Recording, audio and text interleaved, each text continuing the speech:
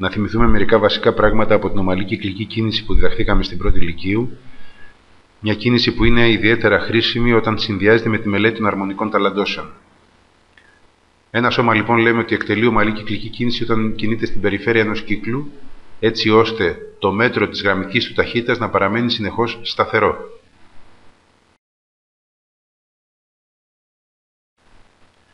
Ας πούμε λοιπόν διαθέτουμε ένα κύκλο που έχει κέντρο όμικρον και ακτίνα α, πάνω στην περιφέρεια του οποίου μπορεί να κινείται ένα σημειακό αντικείμενο.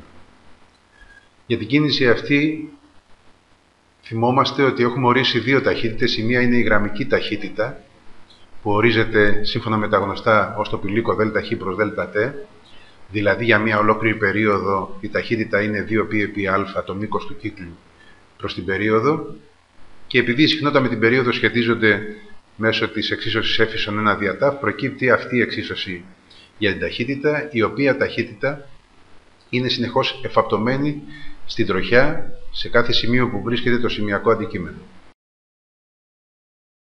Εκτός όμως από τη γραμμική υπάρχει και η γωνιακή ταχύτητα, που ορίζεται ως το πηλίκο της γωνίας που διαγράφει σε ένα χρονικό διάστημα ΔΤ, δηλαδή ισοδύναμα γωνιακή ταχύτητα είναι 2π δια τ, δηλαδή 2π επί f.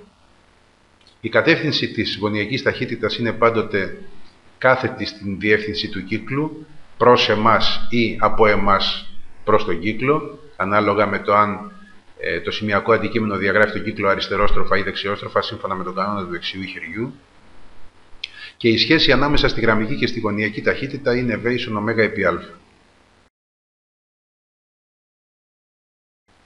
Το γεγονός ότι η γραμμική ταχύτητα συνεχώς αλλάζει κατεύθυνση μας υποχρεώνει να δεχθούμε την ύπαρξη μιας επιτάχυνσης που δεν είναι άλλη από την κεντρομόλο επιτάχυνση, η οποία κατευθύνεται από το σημείο που βρίσκεται κάθε στιγμή το σημειακό αντικείμενο προς το κέντρο του κύκλου, το μέτρο της οποίας είναι v τετράγωνο προς την ακτίνα προς α, δηλαδή ω τετράγωνο επί α τετράγωνο δια α, δηλαδή το μέτρο της κεντρομόλου επιτάχυνσης είναι ω τετράγωνο επί α.